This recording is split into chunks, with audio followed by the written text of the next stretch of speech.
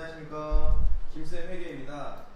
유튜브 검색창에 김쌤 회계를 검색하셔서 좋아요와 구독과 알람 설정 눌러주시면 여러분들 전문적인 전산회계, 회계의 원리, 전산회계 자격증 강의를 보실 수 있습니다. 잘 부탁드립니다. 안녕. 자, 기출문제 이제 첫 번째로 보는 건데, 회계원리 이론을 여러분들이 다 배우지 않았기 때문에 기출문제를 풀이하면서 시험에 나오는 중요한 이론들에 대해서 정리를 해드릴게요. 자, 첫 번째, 일정 시점 현재 기업이 보유하고 있는 경제적 자원인 자산, 부채, 자본이라고 하면 정답은 재무상태표예요. 자, 요 시험은 어떤 식으로 나오냐? 우리 기업에서 가지고 있는 요거 정도는 알 거야. 자산, 부채, 자본, 수익, 비용이 회계에서 거래라고 하는 경제적 사건이 발생하면 이 5가지로 분류를 해요. 그러니까 모든 사건을 다 회계적 사건으로 보진 않습니다. 예를 들어서 김 과장님의 강아지가 새끼를 7마리 낳았다. 이거는 우리 기업과 상관이 없는 사건이죠. 그냥 이건 일상적인 사건이에요. 그런데 기업에서 사무실에서 쓸 빔 프로젝트를 250만 원의 현금으로 구매하였다라고 했을 땐 이건 경제적 사건이 맞습니다. 왜? 기업에 일단 비품을 샀으니까 자산이 늘어났죠. 비품이라고 하면 자산이 늘어났죠. 현금을 결제해서 현금을 사용했으니까 자산이 감소했죠. 자산, 부채, 자본, 수익, 비용 중에서 하나가 변동이 발생했죠. 이걸 우리가 회계적인 사건이라고 합니다. 그럼 만약에 지금 당장 지불할 능력이 없어서 빚을 내서 샀어요. 그럼 뭡니까? 자산이 증가하면서 부채가 증가했죠. 이것도 거래라고 할 수 있어요. 그러면 자산, 부채, 자본, 수익, 비용으로 어떤 사건이 발생하면 회계적 사건을 5가지로 분류를 하는데, 요것만 기억하세요. 자산, 부채, 자본이라고 하는 거는 재물을 말합니다. 다시 한번. 재물이라고 하면 자산, 부채, 자본을 의미합니다. 그러니까 자산, 부채, 자본에 대한 정보를 제공하는 거는 뭐가 붙어야겠어? 앞에? 재무가 붙어야 돼요. 그래서 재무상태표가 정답입니다. 자, 그러면 수익과 비용이라고 하면 뭐냐? 수익은 다른 말로 이익이죠. 비용은 다른 말로 손실이에요. 그럼 한 글자씩 따서 손실의 손, 이익의 이익이라고 해서 손익 계산서라고 합니다. 수익과 비용을 비교하여 당기. 그러면 수익은 뭡니까? 우리가 돈 번 거죠. 비용은 돈 나간 거죠. 번 거에서 나간 거 빼면 뭐야? 여러분들이 열심히 일해갖고 한 달 동안 일해서 100만 원 벌었어? 근데 내가 깎아서 먹느라고 50만 원 썼어. 얼마 이득 남았어? 50만 원 남았죠? 그러니까 수익이라고 하는 100만 원에서 비용의 50만 원을 빼면 50만 원의 이익이 남는 거죠. 맞아요? 그래서 수익과 비용을 계산해서 당기에 발생한 이번 회계기간, 회계기간에 발생한 순이익을 산출하는 게 손익 계산서입니다. 자, 그럼 다른 거 한번 볼까요? 자본변동표는 기업이 가지고 있는 순자산, 내가 가지고 있는 모든 자산에서 빚을 뺀, 내가 가지고 있는 모든 자산에서 빚이 있으면 빚을 빼야지 내 순수한 자산이 나오겠죠? 그 순수한 자산이 자본이 어떻게 변했는지에 대한 걸 나타내는 것이 자본변동표. 그 다음에 현금흐름표는 기업에서 가장 많이 쓰는 것 중에 하나가 현금입니다. 이 현금은 어떻게 증가하고 감소했는지에 대한 이유를 적어놓는 표를 따로 작성을 해요. 그게 뭐야? 현금에 대한 흐름에 관한 정보를 제공하는 표, 현금 흐름표입니다. 그러면 여기서 의문점이 하나 생겨요. 재무는 왜 상태고 손익은 왜 계산을 할까? 자산, 부채, 자본은 여러분들의 상태를 얘기한다라고 하면 일정 시점의 상태를 얘기할 수 있을까요? 일정 기간 동안의 상태를 얘기할 수 있을까요? 자, 예를 들어서 오늘 며칠이죠? 2019년 8월 27일 여러분들의 지금 현재 상태는 어떻습니까? 그쵸, 매우 피곤하죠. 얘기할 수 있죠. 지금 시점으로 얘기하면. 하지만 2019년 8월 1일부터 8월 말까지의 여러분들의 상태는 어떻습니까? 여러분의 상태는 어때요? 말할 수가 없어요. 왜? 계속적으로 변했기 때문이죠. 그래서 자산, 부채, 자본이라고 하면 자산, 부채, 자본의 재고라고 하면 우리가 자산, 부채, 자본이라고 했죠? 자산, 부채, 자본의 상태를 나타내려면 일정 기간이 아니라 일정 시점. 그러면 이런 문제가 많이 나와요. 일정 기간 동안의 수익과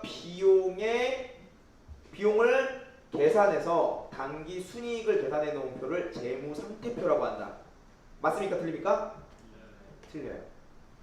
그래서 공식처럼 좀 외우세요. 일정 시점 자산, 부채, 자본. 그러면 무슨 표다? 재무상태표. 재무상태표.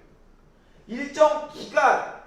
그러면 수익과 비용은 왜 일정 기간이라고 해야 돼? 지금 8월 27일 여러분들의 수익을 얘기할 수 있어요? 8월 27일? 지금 당장 시점의 수익을 얘기할 수 있어요? 없죠. 수익이라고 하는 건 일정 기간 동안에 내가 노력을 들어서 쌓는 거지. 그래서 손익계산서는 항상 따라다니는 게 일정 기간 수익과 비용. 그러면 특정 문구만 보고도 이제 답이 나오겠죠.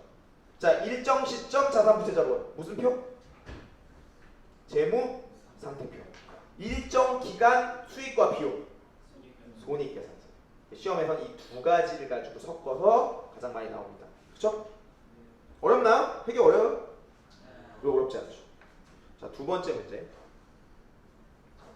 자, 요거는 좀 우리가 이제 배워야 되는 부분인데, 자산은 크게 유동자산과 비유동자산으로 나눠요. 그러면 유동이냐 아니면 비유동은 앞에 비자가 뭘까? 아닐 비자야. 유동이 아니란 얘기야. 그럼 유동은 뭐냐? 유동성을 의미하는데 움직일 동자에다가 있을 유자야. 그러니까 뭐야? 잘 움직인다라는 거죠. 유동이라고 하는 건. 그러면 잘 회계에서 잘 움직인다는 거는 거래가 많다라는 거죠. 그러면 현금이라고 하는 자산이죠. 현금은 내 자산이죠. 현금이라고 하는 거는 유동성이 클까요? 클까요? 유동성이 큽니다. 그죠? 여러분들 1년 동안에 현금 한 번도 안 쓰는 원시인 있어요?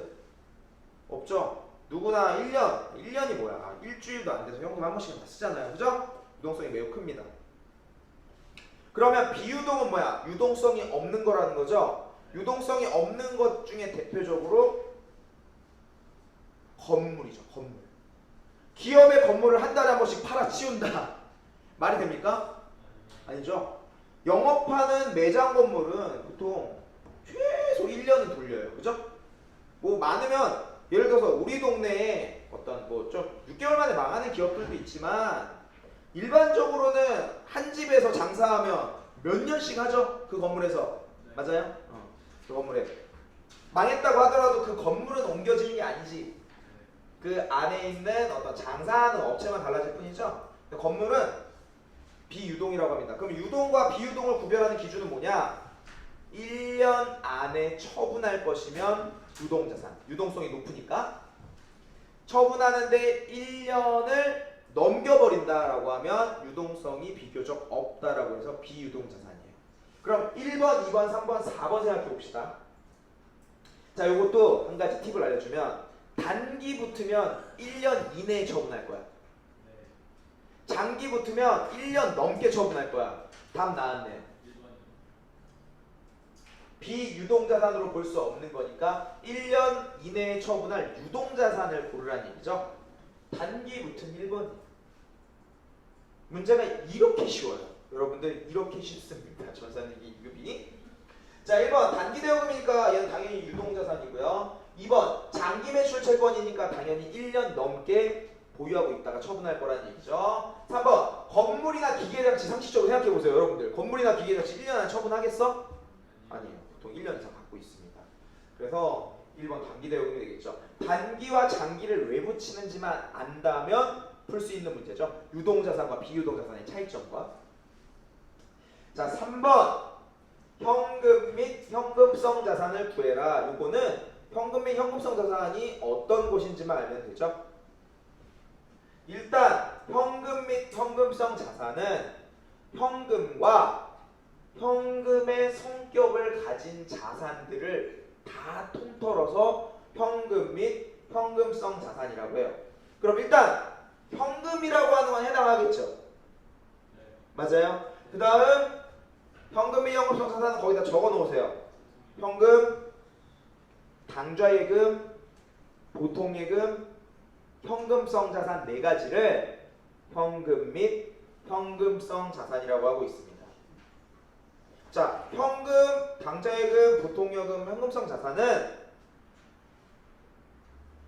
그냥 일반 계정 과목이라고 해요. 일반 계정. 예를 들어서 우리가 약속을 하는 거죠. 선생님은 김쌤이라고 부르고, 그죠? 아니 뭐 이름이 있어요. 김지훈이라는 이름이 있고, 뭐 김채정이라는 이름이 있고, 또 뭐 이동진이라는 이름이 있고, 뭐 이렇게 이름이 있다라고 하면 그 사람은 그렇게 부르기로 약속한 거죠.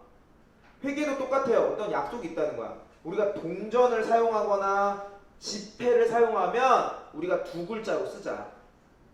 동전을 사용해서 딸랑이라고 쓰고 싶지만, 짤짤이라고도 쓰고 싶지만, 지폐는 종이 찌끄레기 이렇게 쓰고 싶지만 그렇게 하면 너무 혼란이 발생한다. 통일하자. 뭐라고 쓰자?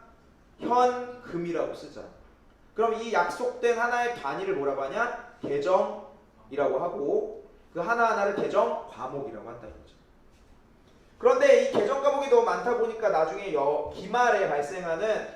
기말에 작성하는 보고서에는 이 계정 과목을 다 나열하기가 너무 많을 경우에는 그 계정 과목들을 묵자라고 하는 게 요 현금 및 현금성 자산과 같은 통합 계정이에요.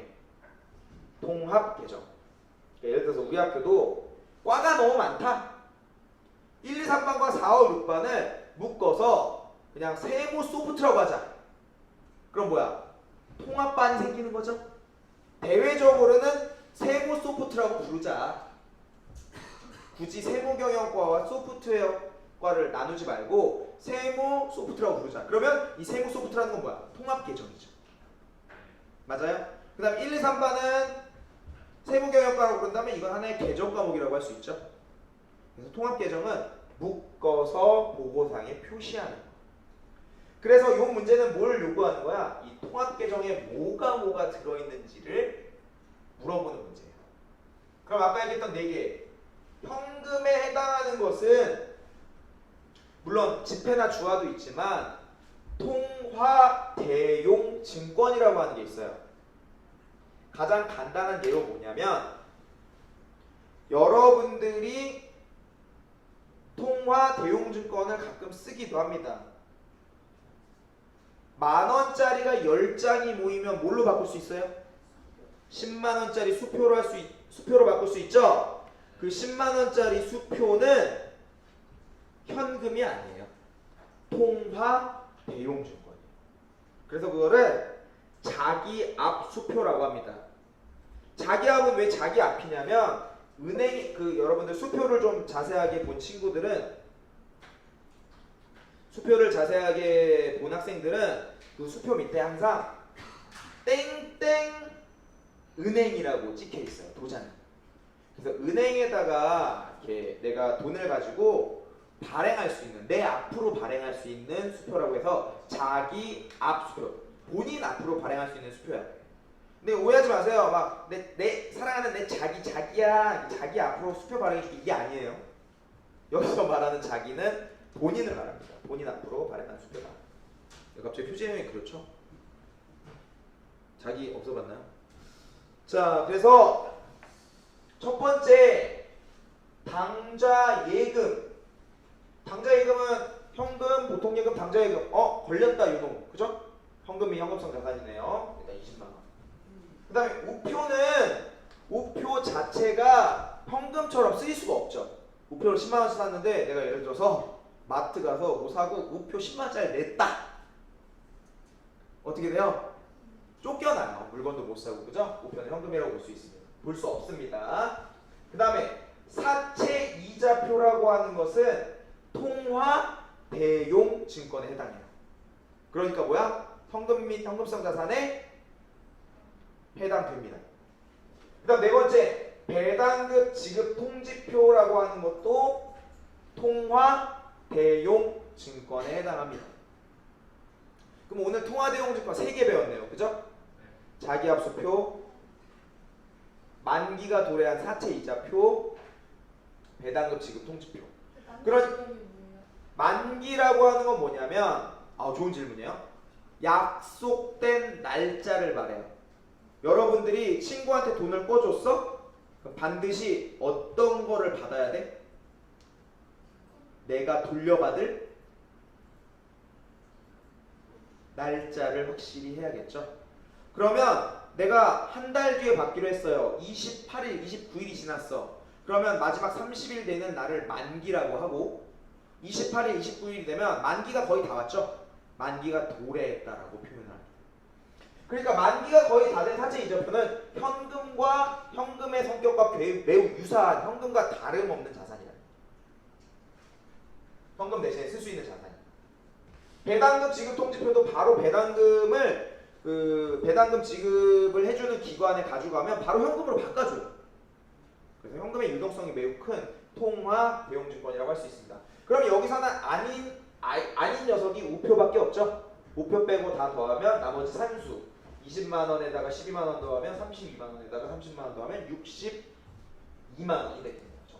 정답은 2번이 되겠죠. 자, 그 다음에 이게 조금 여러분들한테는 좀 어려울 수 있는 부분인데 이 결산분계 부분이에요. 그래서 우리가 마지막으로 배우는, 그러니까 여러분들이 게임을 하면 1판부터 100판까지 깨면 100판의 최종 보스가 기다리고 있죠. 회계에서는 이 100판의 최종 보스가 결산분계예요.